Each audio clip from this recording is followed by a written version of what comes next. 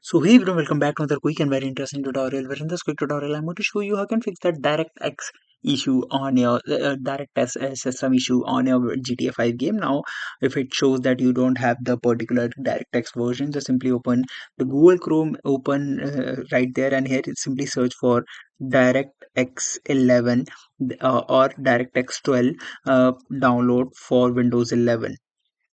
Just simply search DirectX 11 download for Windows 11, and here you see this option for website that shows how to download that particular DirectX version, or just simply open this option of web installer. Now select the language.